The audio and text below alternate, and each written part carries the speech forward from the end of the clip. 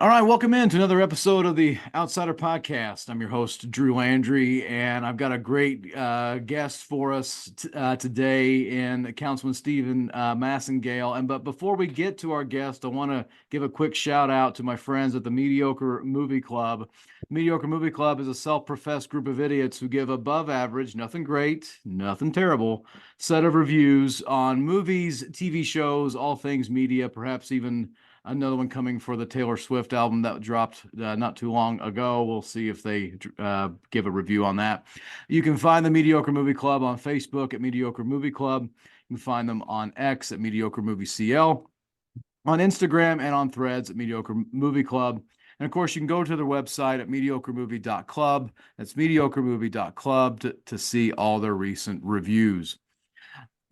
Getting into our program here is Councilman, with me anyway, is Councilman Steve Massengale. Councilman Massengale, appreciate your time today for joining me. Thank you so much. You bet. Glad to be here. Wonderful. So I asked just a couple of questions that I ask almost everybody, and that is, what do you do for a living? Well, I'm doing it today. I'm a small business owner. I'm a retailer. I own a business called the Matador. We have two stores. We sell Texas Tech merchandise. And then I have another business called Advanced Graphics. We're a large screen printer, embroiderer. We sell promotional products. We wrap vehicles, make signs. We do all things branded product. That's awesome. All right, great. And do you have more than one location for Advanced and throughout the city, or is there just one Just one big headquarters? Or location over here. We're right just east of I-27 on 23rd Street. So we're in a fairly large facility over here. That's where I am right now. great. All right. Well, I always ask this question as well, and it's what sparked your political activism? Ah, that's a good question. Hmm. Well, first of all, my dad was a city employee, so I kind of grew up in City Hall.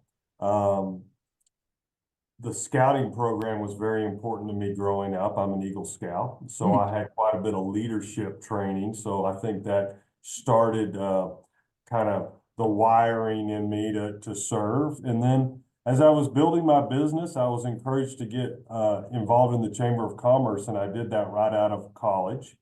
And I cut my teeth with a group that uh, it was a group of business people that were concerned about Texas Tech's move from the Southwest Conference to the Big 12. Hmm. And so we did quite a bit of work with that group, and it was able to expose me to some things and community involvement and decision makers. And so that was fun work.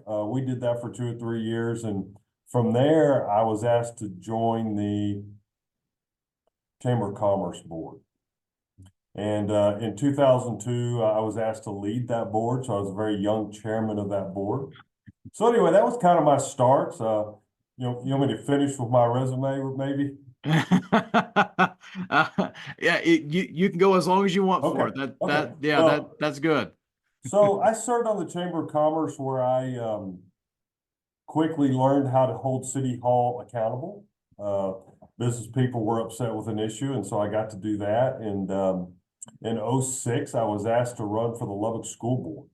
And so I ran for the school board. And so that was my first experience as an elected official, and just learned a tremendous amount about governmental finance and the differences in business and governmental entities. Sorry. Taught me a lot about uh, how the state legislature works and how to maneuver there. And so anyway, I finished my time at LISD. I did 8 years, and when I left, I was president of the board. And then in 2016, I had a group of business people ask me to consider running for the city council, and then I've been on the Lubbock City Council since 2016. Right, great. I've always been curious, what does the Chamber of Commerce Board, what's that do? I know it's there, but what's it do? Well, it makes policy decisions around the organization. You know, that's the largest organ or member-driven organization of businesses, and business has a voice, and business has interest in several things, local, state, and federal. And so they take a legislative approach as well, and then they focus on things that in the community that are good for business. Okay, great. So let's get into a little bit of some political questions here. One that doesn't really seem like it's a big deal, but it sparked some interest at the beginning of the mayor's term was the meeting time was changed. And all I can tell you is what was rumored. And so you were on the inside, and so you can correct this. The rumor was that the mayor didn't really want to leave the city at night. Is and any what's real, what's not? Well, it's interesting. When Mayor Payne came on, he and I were just getting to know each other, and so everybody was cautious of change. Honestly, I thought the time change would create a lot of noise, but it didn't. Yeah. And Mayor Payne's justification for that was to try to be respectful of everybody's time, including the staff, because when we were going into the evening, we were keeping a lot of staff there because as council has questions.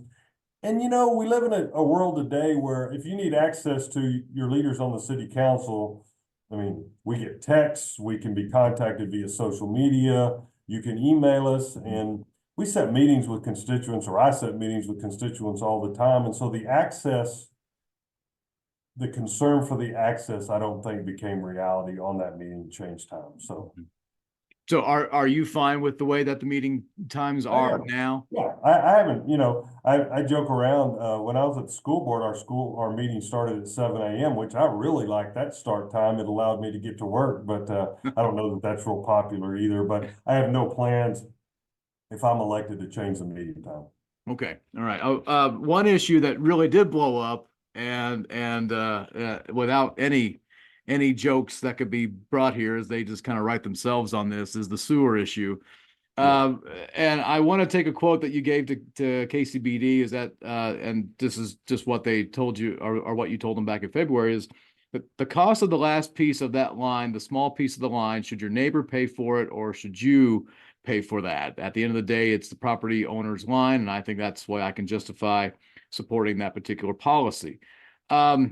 To your credit, you and Councilwoman Joy decided, came public and said, "Hey, we need to revisit this whole thing," and that's and you voted to revert back to that. What changed? Well, I think when I made that statement, the information. Let me say it this way: I learned a lot about the whole situation since I made that statement. Okay. I think the last thing any of us wanted to do was financially impact the property owner. And the ordinance was proposed by staff in the spirit of being more responsive. We were having trouble at the city of Lubbock being responsive just because of everything the water wastewater department had going on. So there's no bad intentions, although I got branded with a part of this that rightfully so or not. But when you sit on the job at the city council, you can't be above going back and re-looking at something and making it right. Well, I actually worked on some of this today because the council's appointing a committee to look at this, because even when we took it back the other day, there was still some angst about where we were. And I made a couple of comments, and one was we still haven't resolved the responsiveness. Two, it was brought to our attention, we continued to learn things about how many of the contractors had spent quite a bit of money to prepare to be able to work in the right of way. Yeah. And then the more you, and no pun intended, dig into the situation, you learn how complex the right of way has become with, in Lubbock, we've got a water line running down, a sewer line running down, you got a gas line in most neighborhoods, and now you have quite a bit of fiber optic cable. And so it's not easy to work around all that infrastructure. And of course, the contractor's responsible for it if it's damaged. So I'm not sure what the solution is, but I'm hopeful this committee we're going to appoint tomorrow will be productive. And hopefully we can find a solution. I'd like to find a solution that is good for our ratepayers as well as our contractors. Sure. Okay, I want to shift into another issue here. I don't know if any other issue is going to be more more pressing than the one that we just discussed there. But one that is pressing here is the crime rate. And of course, one of the issues that we often hear about is the police chief. Um, I we what my audience and what most people don't know is that the city council does not hire the police chief. This is a different city council, and that varies from city to city on this. Yeah, it's But you've got dependent some on the ins. charter, I'll go ahead. I'm dependent on sorry. the city's charter. That's right. Yes, sir. Do you you've got some insight on this though, and if you can share some, that would be great. Um, it's been 5 months since we've got a new police chief. Do you know why it's taken so long? What the delay was? It seems like there was some patience, maybe some overt patience. I don't know. What I'm going to stop talking and Well, let you answer. yeah, sure. I think the city manager had quite a bit of confidence in his interim police chief. Chief Russian, he came from Plano. We knew that he wasn't going to be a permanent replacement here, but I think he brought some calm to the department and worked on some things that were very necessary. So that gave the city manager the time to not rush into making a decision, which I appreciate because we got to get this one right. Mhm. And there's a lot on the line here. You mentioned the crime rate. This hire is the first piece of how you deal with that. And and I think, I want to make sure that we hire someone that our officers are willing to follow. Because that's another important piece as we deal with crime in our community. Yeah. Do you think this is we're just spitballing here? Do you think maybe the police chief should have come from within, or was it needed to come from outside? I mean, there's two schools of thought there, I guess. What do you think? Well, I think we got some great people in the police department that could be candidates, and they might have been candidates. Honestly, I don't know who was on the list that the city manager picked from, but there's a lot of we get asked a lot about internal candidates, and there's some politics at play at some of this, and I think, but at the end of the day, the city manager and Jarrett, he understands law enforcement fairly well. I mean, there's not many questions you can ask him from a management standpoint that he doesn't get. So again, we're going to leave that up. We're going to stay in our lane and leave that up to the city manager to make that decision. Awesome. Okay, fair enough. So I don't know if this is an issue that you hear about a lot, but it seems that well, it's campaign season, so I'm sure you have. It has to do with taxation. And that's, people want to, talk about, one of the issues that I've heard from one of your opponents is he's never voted to raise taxes. You've said it's about tax rates. He says, so, so on and so forth. I'm not going to ask about that unless you want to talk about it, but I'm curious if, about the sales tax. That's one thing that I'm interested in is, the city has 1.5%. The county adds an extra 0.5%. So for those who are listening and don't want to be too bored here, the state rate is 6.25%. Local cities and counties can add no more than 2%. So there's a split, 1.5 for the city, 0.5 for the county. I'm curious if you think it'd be interesting to look at to maybe lower the city's share of the sales tax from 1.5 to, I don't know, 1.25 or 1.4 or something along those lines. Never once have I considered that, Drew. But I think it's important.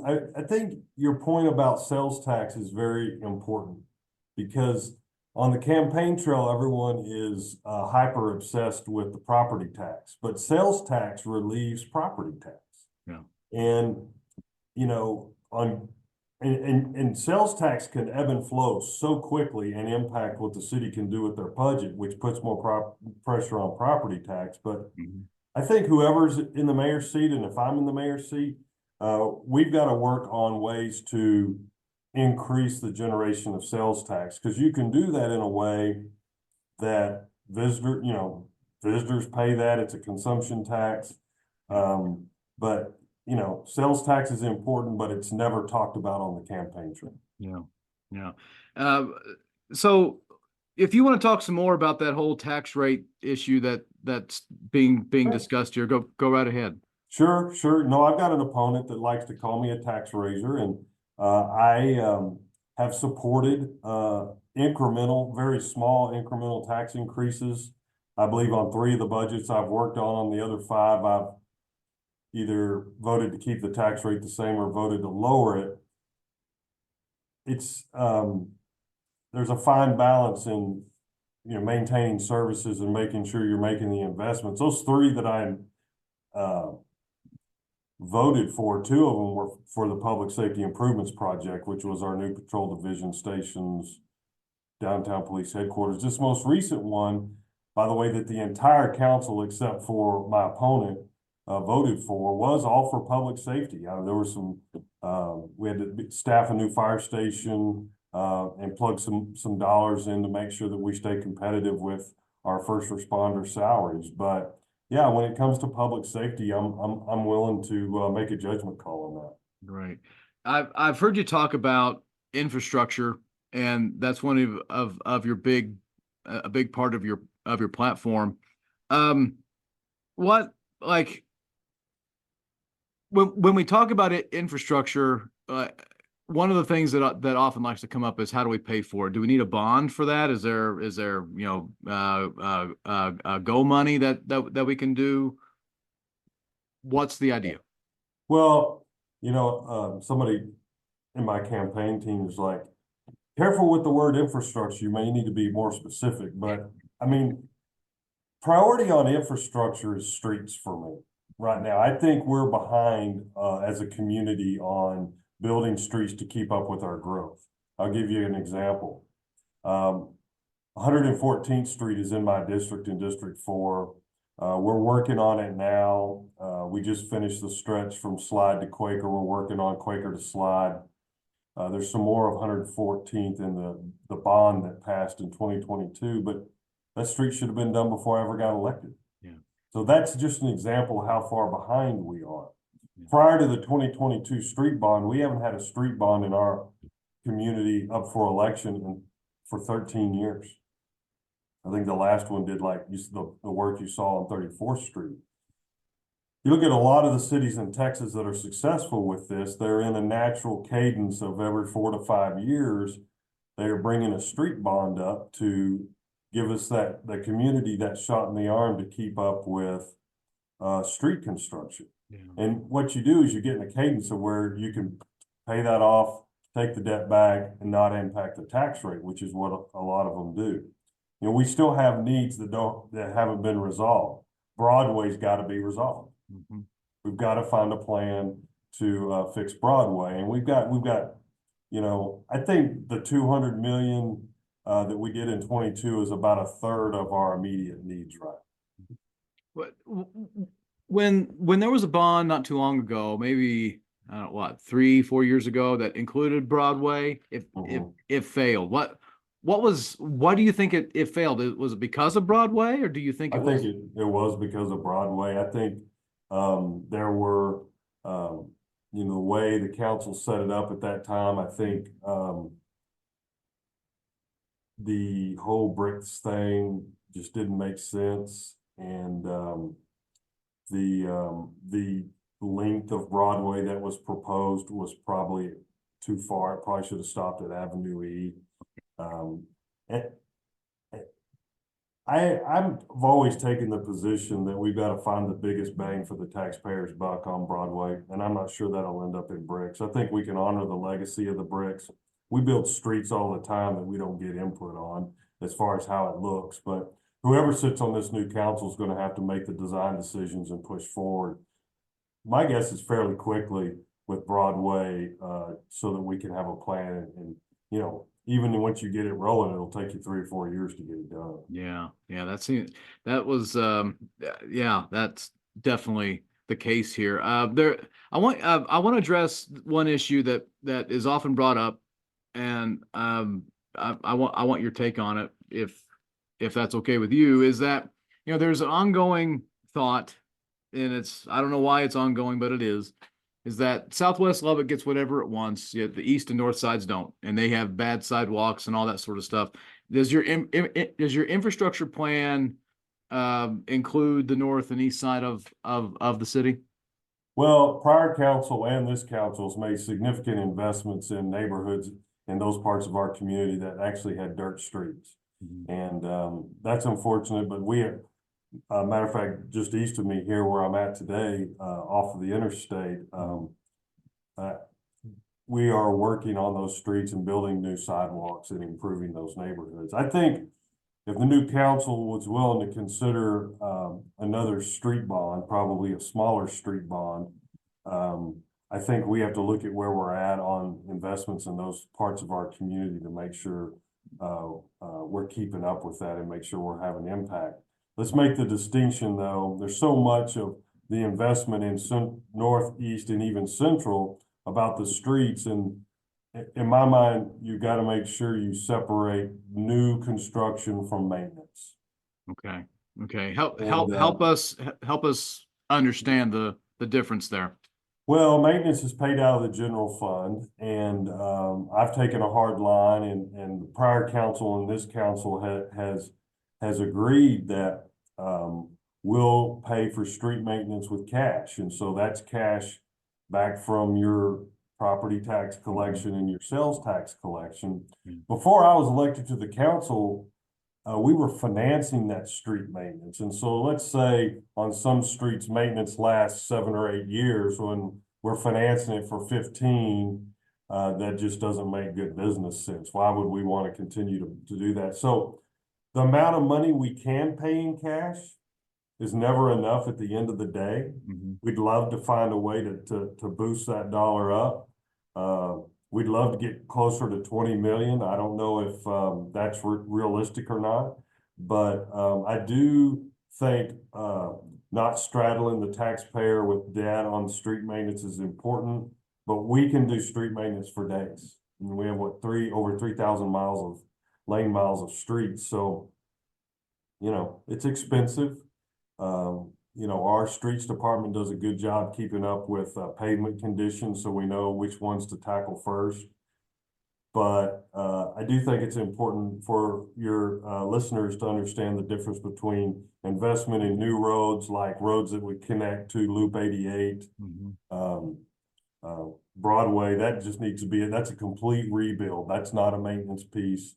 And then making the distinction between that and just regular road maintenance. Absolutely. I'm glad that you did that. Overlaying, milling or overlay. So absolutely. I want to ask you about I just it escaped my mind for a minute. It'll come back to me. But do you when we talk about aspects of city trust, now it came back to me. Do you from past councils, it seems like that when it came to bond issues, they did a bond, and then the city leadership did something else with it. Particularly when it came to the Coliseum, and then redirecting that money to the Civic Center, and then particularly with this bond that we voted on 5-6 years ago with the Expo Center, even though it's a county thing. And we're still waiting for that to be ever be built. Do you think that perhaps these sorts of things can possibly hurt citizen trust of city leaders, and how can you restore that if you do? Yeah, Drew, I do think it does. And that's unfortunate. I talked to you about when I was cutting my teeth at the Chamber of Commerce. It's a very similar situation. There was a bond passed, prior to, I guess, '02, and city told the citizens that was going to go to fix the auditorium at the time that was connected to the Coliseum. And then the council was trying to call an audible and move those dollars to the amphitheater in McKenzie Park. And so, the business community said, no, you told us we were going to spend it on the auditorium. We're going to hold your feet to the fire on the deal. I think it's important for when you sit in a position like mine to understand that there's no more powerful message than the vote of the people. And when they vote on a project, you need to get after it and you need to do exactly what you said to do. And so, yes, I think, when there, is for whatever reason, a change in course or a delay, I think that certainly impacts voter and citizen trust. Yeah. Yeah. So infrastructure is a big deal for your platform. What are some other big things on your platform?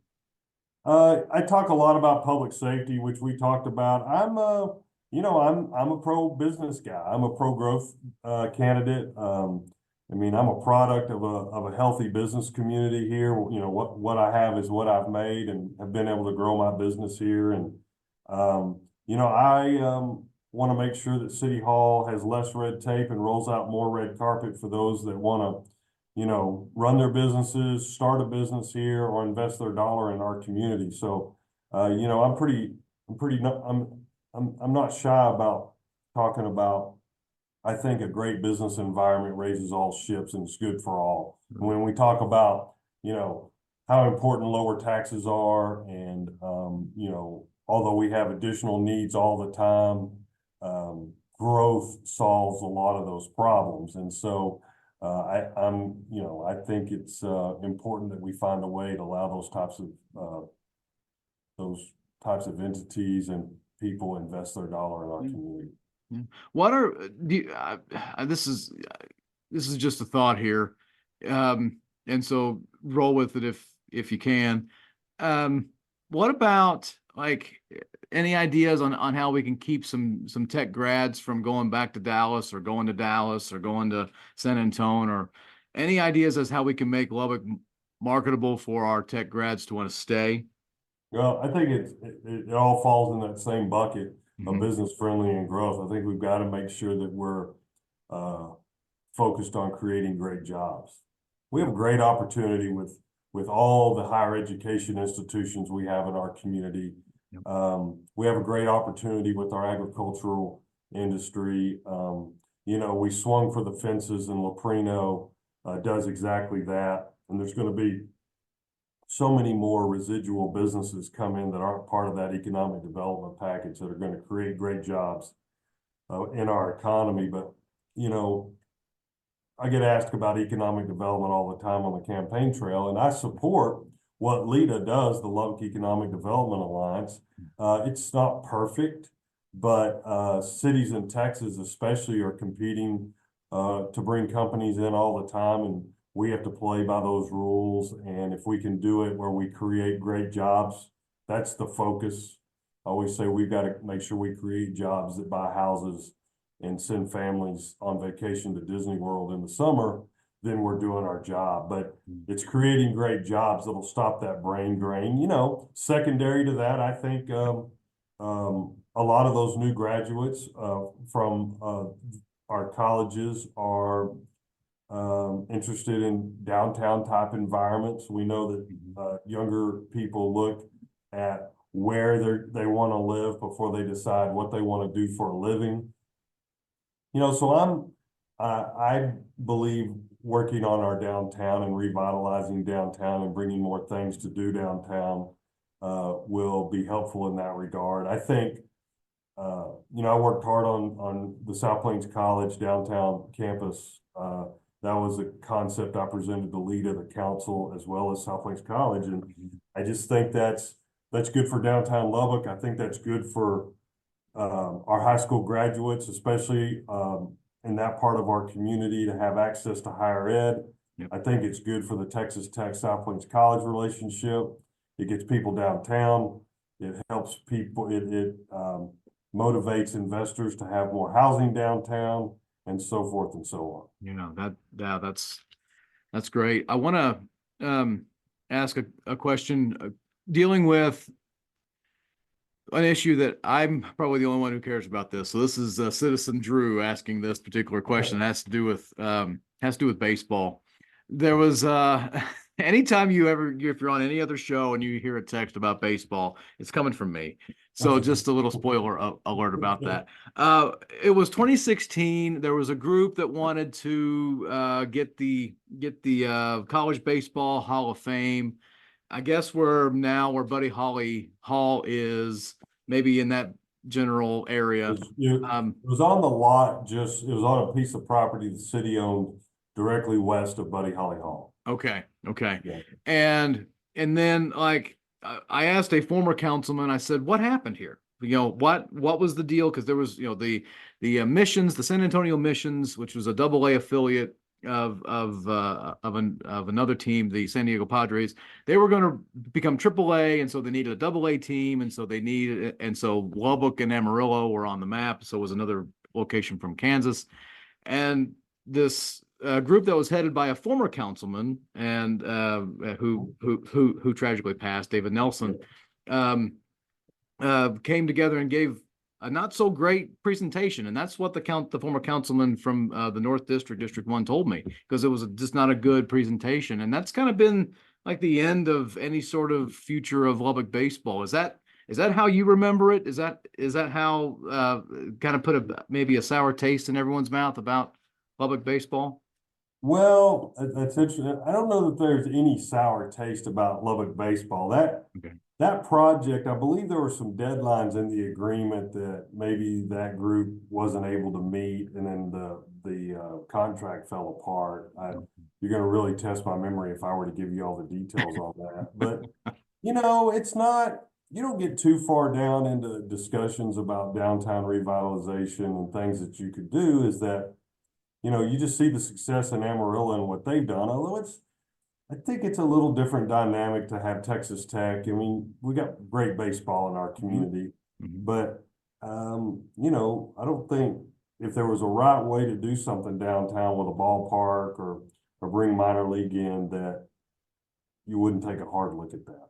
Okay. I'm putting that mentally in my head here. That's my opinion. I think it goes back, Drew, to you got to make it happen and figure out the dollars. And I don't know that you do something like that. And I'm not contemplating any project. I'm just, we're dreaming here. But, that's a great opportunity for, what they call a 3P or a public-private partnership. But, I think you could do, I think with creative minds, you could do some good stuff if you had the right people at the table. I've talked to one particular group that's interested in doing something like this, and this is like the holy grail for this particular group. They sought me out for some reason, and we had a conversation about it. And I said, I think that's the issue, is you got to find the money to present it and have a good plan. And then they said, yeah, I think the other group just waited on a particular individual just to write them a check, and that check never came. So then that and that kind of just put it all belly up. So. Yeah. But anyway, if any opportunity that will come about for Lubbock baseball to be there, I will be the one beating that drum. I mean, I may be the only one in that parade. I was the merchandise. We were the merchandise company for the Lubbock Crickets. So I go back to, I was around for baseball. I wasn't around for the Hubbers, but yeah, I did plenty of Lubbock Crickets games. Awesome. Well, where can people find you? Where can anyone get in contact with you? Website, all that. Yeah, www.steveforlubbock.com. We're on Facebook. We're on Instagram. We're on X. We're on LinkedIn. If you got a message or have a question, private message me. We're doing our best to try to respond. You can also contact us through the website. So if you have any questions, we'll be happy to visit with you. I would remind everybody that early voting started today. So that's correct. Yes. Well, Councilman, thank you for joining the Outsider Podcast. Appreciate your time today and wish you all the best. So thank you very much. Thanks for having me on. It's great to see you. Have a great day. Well, thank you. Same to you. This was recorded during early voting period for the Lubbock municipal race, and hope you participate. Thanks for listening, everybody. I'll be back again soon with more content for you. And thank you all. And I'll chat with you again soon.